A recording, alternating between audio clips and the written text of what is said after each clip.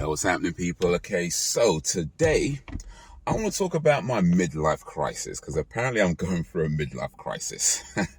I went bungee jumping, I guess, a few days ago now as I'm recording this, and my brother made a joke about me going through a midlife crisis. And yeah, it was a joke and blah, blah, blah. But at the same time, I'm like, you know what? Maybe there's some truth to that. Maybe there's some truth to that. So let's talk about my midlife crisis that I'm apparently going through, because I guess the thing is, when we talk about midlife crisis, we kind of think of it, we do think of it as like a negative thing, like a bad thing. And I guess there's reasons for that, right? We kind of think of it as like, a guy who gets to sort of 40s, 50s, that kind of age, all of a sudden realizes there's a bunch of stuff he hasn't done in his life, and maybe panics or makes like some really mad, crazy financial decisions, like maybe remortgaging the house and using the money to go buy a Harley Davidson and stuff like that, right? That kind of spontaneous, just quick decision making. And I don't think I'm doing that. But I guess the truth is there are some similar traits to what I'm going through and what that typical view of a midlife crisis is. So yeah, that's what I want to talk about today.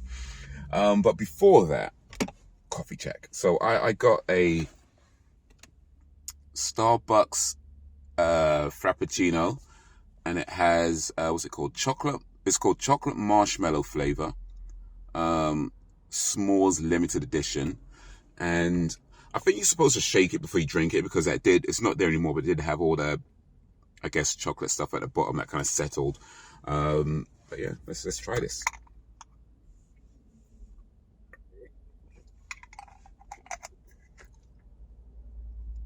Yeah, I mean, it's not bad. I think it'd be better if it was warm or hot, but it's all right. Anyway, so the truth is, I am a middle-aged man. There's no getting around that. I'm a middle-aged man. I am currently 44, about a little over a month away from 45, inshallah, right? I potentially have more years behind me, or I have more years behind me than I potentially have in front of me, right? That's all true. And yeah, there are things in my life that I've wanted to do that I haven't done at this point, and still things that I want to do. That being said, there's lots of things that I have done, and I do feel like, when I look back at my life, there's definitely a lot of cool things that I've done that, I've had the opportunity to do that, not, even things that not many people get to do. So it's not all like, oh, miss every single, no, it's not like that. But there are still, things that I've wanted to do that I haven't done. And I do think about, well, that, right? You still want to do it. How much time do you have? You've got to think about your health, especially when certain things might require you to have certain, good health and, that kind of thing. So if you're maybe too old for certain things, you might live till you're, maybe, I don't know, 90, 100 years old, but by then maybe your body's too frail to do certain things. You've got to think about that, So, yeah, there is that element to it. But I think for me, really what it is that when I was, I think, around 31 or so, or certain, early 30s anyway, I came across the idea that the person you are at 40 is the person you'll be for the rest of your life, right? And that kind of resonated with me, because at the time I did realize for myself that I have become more and more, sort of set in my ways, less open to whether it's listening to new music or that kind of thing. And I have become sort of more and more sort of like narrow in my viewpoint of, what I was willing to do and, what I'm willing to, try, or, stuff like that. I've become more and more kind of narrow. And although I don't believe, even now that I've passed 40, I don't believe that you can't change once you get to 40 or even older. I don't believe the person you're at 40 is always going to be the person you'll be for the rest of your life. At least not that directly, that strictly. That being said, yeah, I do feel like there is truth to why that saying exists. I do believe you can change, but I do feel like it is harder to make changes as you get older, and certainly in terms of, you know, the thing, like whether it's like willing to try things or just, ideas and stuff like that, it gets harder to make changes. And I was kind of thinking at the time, who do I want to be at 40? What type of person I want to be at 40? If I was to live to 40, because no guarantees. I mean, I did, clearly. Spoiler alert, I lived past 40. But, at the time, you kind of think, well, if I'm to live to that age, who do I want to be at that age, right? And the thing is, even at the time, I was kind of thinking that you can't really make that decision until you're there, because so many things can happen in between that point and the time you get there, right? But what I can do is, as much as possible, try to be the type of person that isn't, whether it's closed off to other people, closed off to trying new things, closed off to changing my mind, closed off. I think, sometimes we get to this point where we're like, everything in the old days was better than everything in the new days. And that's not really true. There was a lot of cool stuff back in the old days, and some stuff was definitely better.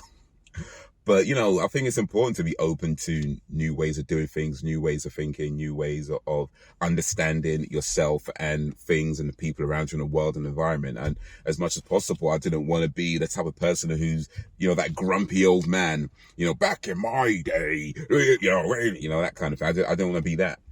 And so what I did at the time was write a list of things to do before I'm 40, right? And I wrote loads of stuff. I don't remember what I wrote down right now, but I wrote loads of stuff on that list. And the plan wasn't, strictly speaking, to do every single thing on that list. It was more so to do as much as possible, and to just, hopefully by the time you get to 40, you're just in that mindset of trying new things. So I did that. I did that at, I want to say early 30s. And I don't remember everything I wrote on the list. I remember there was one of the things I wrote on the list, though, was to be in a movie that gets shown in a cinema, and I did that. So that was really cool. I had recorded an album. I did that. Oh man, what else did I have on there? I forgot. I mean, if I could find it, maybe. I'm sure I've lost that somewhere by now. But it was a long list of stuff to try, and I didn't do everything, but yeah, I did some really cool stuff.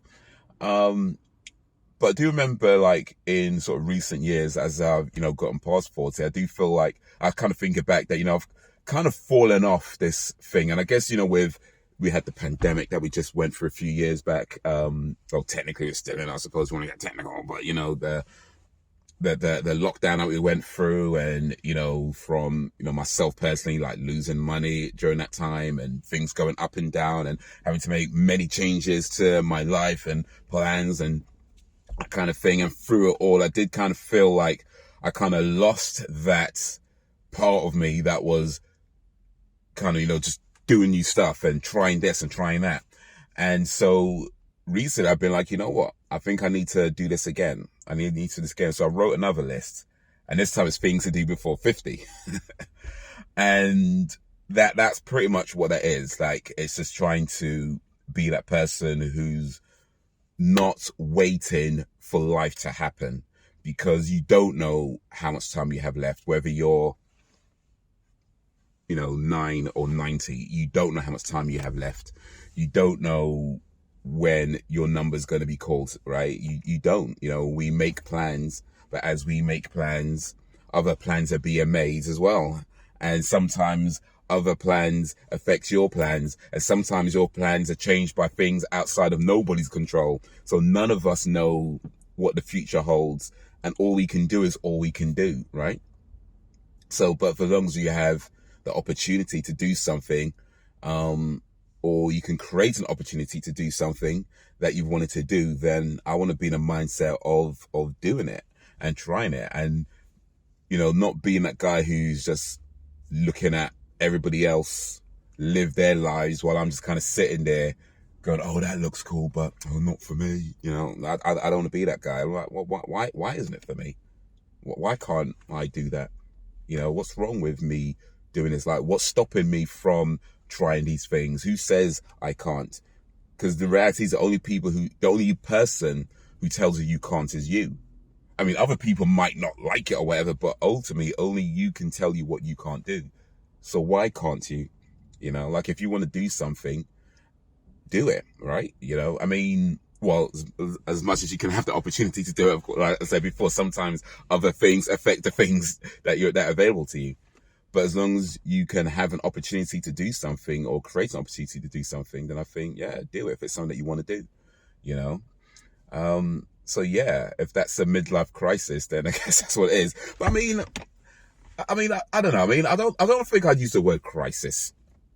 Because I think crisis is maybe the sticking point in that negativity bit. It's not, I don't think it's a crisis. I feel like even at any age, you know, whether you're young or old or middle-aged, right? At any age you are, you know, ultimately you really don't know how much time you have left, and none of us are promised tomorrow, right?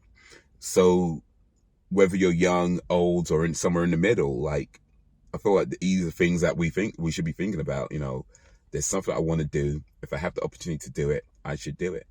And I don't recommend doing anything that has a high potential of putting you in any kind of financial risk, like remortgaging your house to go buy a Harley Davidson.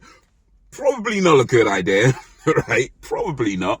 But I mean, if you have the opportunity to buy a Harley Davidson without remortgaging your house, then hey, why not, right? Why not?